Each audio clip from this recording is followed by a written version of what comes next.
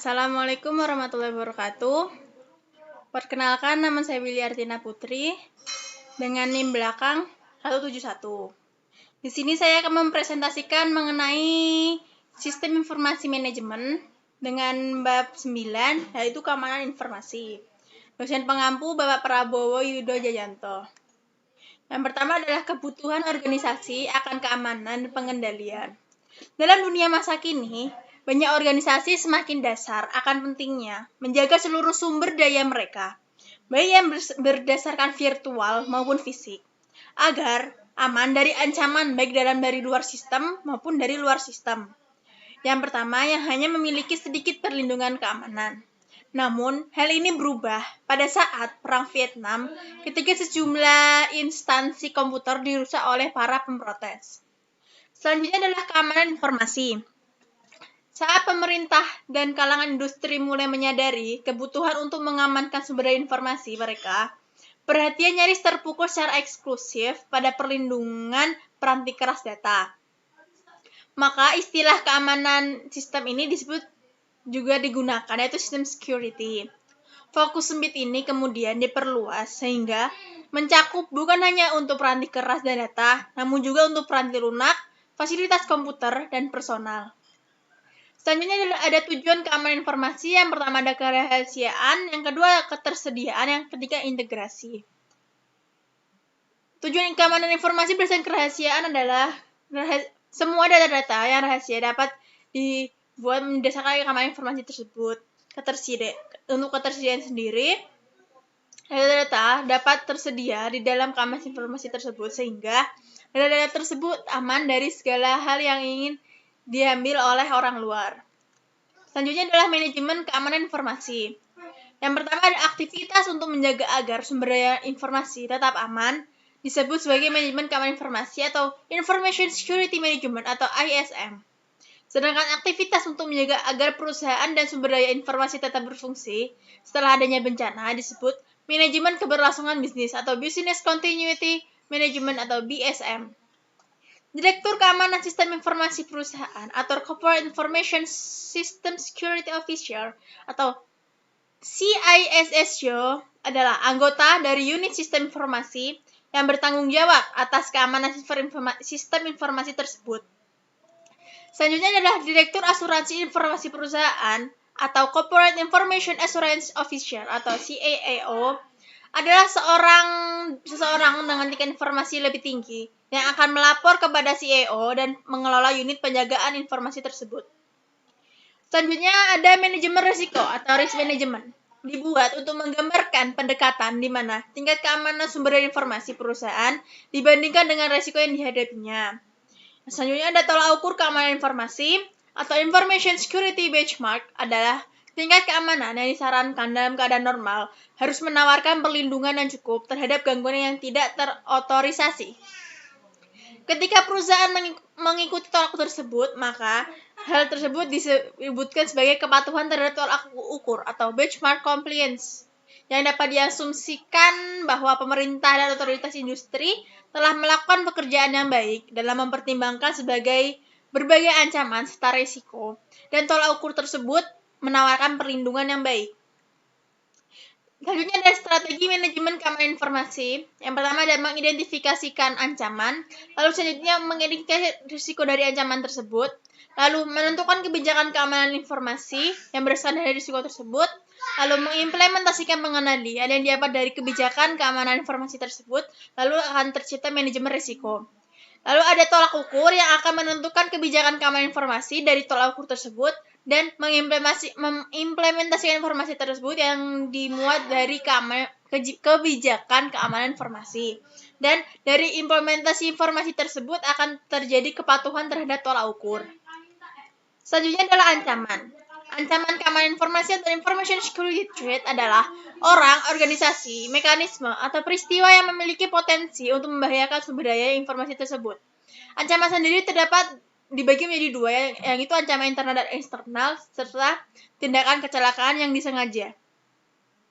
Jenis-jenis ancaman pertama adalah malicious software atau malware, yang terdiri atas program-program lengkap yang dapat menyerang suatu sistem dan melakukan fungsi-fungsi yang tidak diharapkan oleh pemilik sistem tersebut. Lalu ada worm atau cacing, yaitu serupa virus, tetapi tidak dapat mereplikasi dirinya sendiri dalam sistem tersebut. Akan tetapi cacing tersebut dapat menyebarkan salinannya melalui email. Yang selanjutnya ada virus, yaitu program komputer yang dapat mereplikasi dirinya sendiri tanpa dapat diamati oleh pengguna dan menempelkan salinan dirinya pada program-program dan boot sektor lainnya. Yang selanjutnya adalah Trojan Horse atau kuda Troya, yaitu virus yang tidak dapat mereplikasi ataupun mendistribusikan dirinya sendiri. Si pengguna dapat menyebabkan sebagai suatu perangkat. Spyware yaitu mengumpulkan data dari mesin pengguna, dan ada adware yaitu memunculkan pesan-pesan iklan yang mengganggu. Selanjutnya ada resiko. Resiko common information atau information security risk yang didefinisikan sebagai potensi output yang tidak diharapkan dari pelanggaran keamanan informasi dan ancaman keamanan informasi. Terdapat 4 jenis. Yang pertama, pengungkapan informasi yang tidak terotorisasi dan pencurian, lalu penggunaan yang tidak terotorisasi, lalu penghancuran yang tidak terotorisasi dan penolakan layanan tersebut. Yang terakhir ada modifikasi yang tidak terotorisasi. Lalu persoalan e-commerce. E-commerce adalah perdagangan elektronik yang telah memperkenalkan suatu perusahaan pada keamanan baru. Masalah ini bukanlah perlindungan data informasi dan perangkat lunak, tetapi perlindungan dari pemalsuan kartu kredit. Menurut sebuah survei yang dilakukan oleh Gartner Group, pemalsuan kartu kredit 12 kali lebih sering terjadi untuk para retail e-commerce dibanding dengan para pedagang yang berurusan dengan pelanggan mereka yang secara langsung. Terdapat 2 persoalan e-commerce. Yang pertama, kartu kredit untuk sekali pakai, lalu praktik keamanan yang diwajibkan oleh Visa. Manajemen risiko ada 2. Yang pertama, pendefinisian risiko terdiri dari tempat langkah, lalu laporan analisis risiko mencakup informasi berikut. Yang pertama, pendefinisian risiko terhadap atas tempat langkah, yaitu identifikasi cacat bisnis yang harus dilindungi dari risiko tersebut, lalu menyadari risikonya, lalu menentukan tindakan dampak pada perusahaan jika risiko benar-benar terjadi, lalu menganalisis tingkat dampak pada perusahaan yang terjadi, lalu menganalisis kelemahan perusahaan tersebut. Lalu laporan analisis risiko mencakup informasi berikut. Yang pertama, ada deskripsi risiko, sumber risiko, tingginya tingkat risiko, dan pengendalian yang diterapkan pada risiko tersebut. Kebijakan keamanan informasi ada fase 1, fase 2, fase 3, fase 4, dan fase 5. Fase 1 tersendiri adalah inisiasi proses tersebut. Fase 2 adalah penyusunan kebijakan yang terdiri dari konsultasi. Fase 3 adalah konsultasi dan persetujuan yang dilakukan oleh manajemen. Fase 4, kesadaran dan pendidikan, yaitu pelatihan kesadaran ke edukasi kebijakan yang dilakukan oleh unit organisasi. Fase 5 adalah penyebaran luasan kebijakan, yaitu kebijakan keamanan yang terjadi di unit organisasi. Kebijakan terpisah dikembangkan untuk yang pertama, keamanan sistem informasi, pengendalian akses sistem, keamanan personel, keamanan lingkungan dan fisik, keamanan komunikasi data, klasifikasi informasi, perencanaan kelangsungan usaha, dan akuntabilitas manajemen. Pengendalian atau kontrol adalah mekanisme yang diterapkan baik untuk melindungi perusahaan dari risiko atau meminimalkan dampak risiko tersebut pada perusahaan jika risiko tersebut terjadi. Pengendalian teknis adalah technical control. Ada pengendalian yang menjadi satu di dalam sistem dan dibuat oleh para penyusun sistem selama masa siklus penyusunan sistem.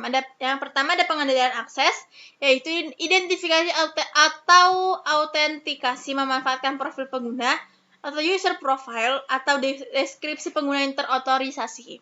Otorisasi memanfaatkan file pengendalian akses atau access control file yang menentukan tingkat akses yang tersedia bagi tiap pengguna. Penggabungan langkah-langkah menjadi sistem keamanan ada 3. Yang pertama, identifikasi pengguna, autentikasi pengguna, dan otorisasi pengguna. Yang kedua ada sistem deteksi gangguan, yaitu logika dasarnya adalah mengenali upaya pelanggaran keamanan sebelum memiliki kesempatan untuk melakukan perusakan. Yang pertama ada peranti lunak proteksi virus, yang kedua ada peralatan prediksi ancaman dari dalam.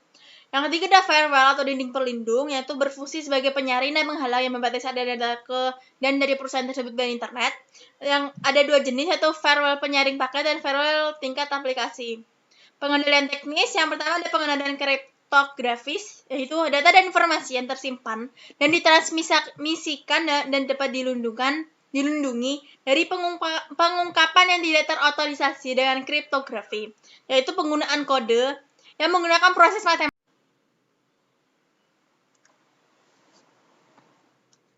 Yang selanjutnya yaitu penggunaan kode yang menggunakan proses matematika, data dan informasi tersebut dapat dienkripsi dalam penyimpanan dan juga ditransmisikan ke dalam jaringan.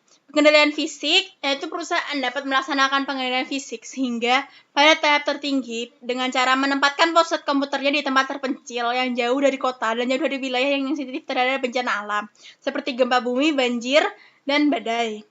Selanjutnya ada pengendalian formal, yaitu pengendalian yang mencakup penemuan cara berperilaku, dokumentasi prosedur, dan perhatian yang diharapkan. Pengawasan tetap penjagaan perilaku yang berbeda dari panduan yang berlaku. Pengendalian ini bersifat formal karena manajemen menghabiskan banyak waktu untuk menyusunnya. Dokumentasikan dalam bentuk tulisan dan diharapkan untuk berlaku dalam jangka panjang. Yaitu pengendalian informal, yaitu pengendalian yang mencakup program-program pelatihan dan edukasi, serta program pembangunan dan manajemen. Pengendalian ini ditunjukkan untuk menjaga agar para karyawan perusahaan memahami serta mendukung program keamanan tersebut. Selanjutnya ada dukungan pemerintah dan industri, yaitu ada contohnya BS 7799 milik Inggris, lalu BS IIT, Baseline Protection Manual, ada COBIT, ada GASSP, ISSF, Standard of Good Practice.